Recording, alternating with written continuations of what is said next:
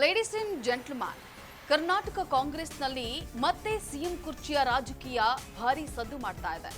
ಒಂದು ಕಡೆ ಸಿದ್ದರಾಮಯ್ಯ ಪೂರ್ಣಾವಧಿ ಮುಖ್ಯಮಂತ್ರಿ ಆಗ್ತಾರಾ ಅನ್ನೋಂಥ ಚರ್ಚೆ, ಇನ್ನೊಂದು ಕಡೆ ಡಿಕೆ ಶಿವಕುಮಾರ್ ಬೆಂಬಲಿಗರ ಒತ್ತಡ.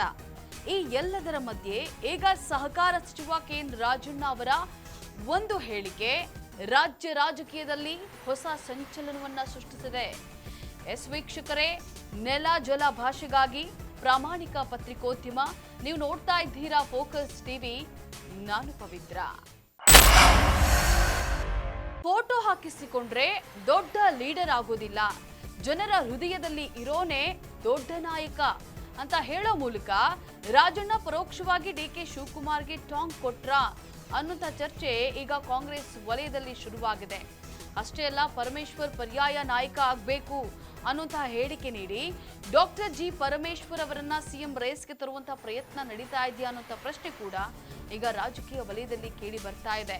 ತುಮಕೂರಿನಲ್ಲಿ ನಡೆದಂತಹ ರಾಜ್ಯ ಮಟ್ಟದ ಸರ್ಕಾರಿ ಸಮಾವೇಶದ ಪ್ರೆಸ್ ಮೀಟ್ ನಲ್ಲಿ ಮಾತನಾಡ್ತಾ ಇದ್ದಂತಹ ರಾಜಣ್ಣ ಒಂದರ ಮೇಲೊಂದು ಹೇಳಿಕೆಯನ್ನ ನೀಡಿ ಕಾಂಗ್ರೆಸ್ ಒಳಗಿನ ಪವರ್ ಪಾಲಿಟಿಕ್ಸ್ಗೆ ಹೊಸ ತಿರುವನ್ನ ಕೊಟ್ಟಿದ್ದಾರೆ.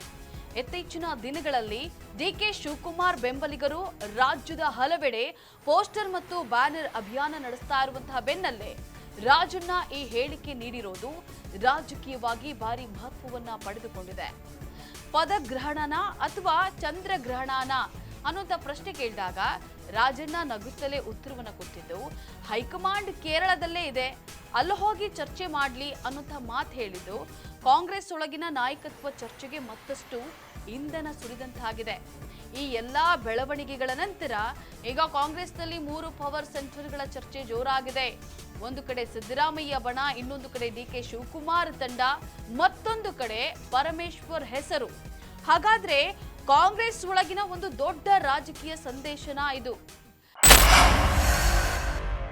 ಡಿಕೆ ಶಿವಕುಮಾರ್ ಬೆಂಬಲಿಗರು ಇದನ್ನ ಹೇಗೆ ತೆಗೆದುಕೊಳ್ತಾರೆ ಮತ್ತು ಪರಮೇಶ್ವರ್ ನಿಜವಾಗಿಯೂ ಸಿಎಂ ರೇಸ್ಗೆ ಎಂಟ್ರಿ ಕೊಡ್ತಾರಾ ಅನ್ನೋದನ್ನ ಕಾದು ನೋಡಬೇಕಾಗಿದೆ. ಇದಾಗಿತ್ತು ಫೋಕಸ್ನ ಸ್ಪೆಷಲ್ ಸ್ಟೋರಿ. ನೆಲ ಜಲ ಭಾಷೆಗಾಗಿ ನೋಡ್ತಾ ಇರಿ ಫೋಕಸ್ ಟಿವಿ.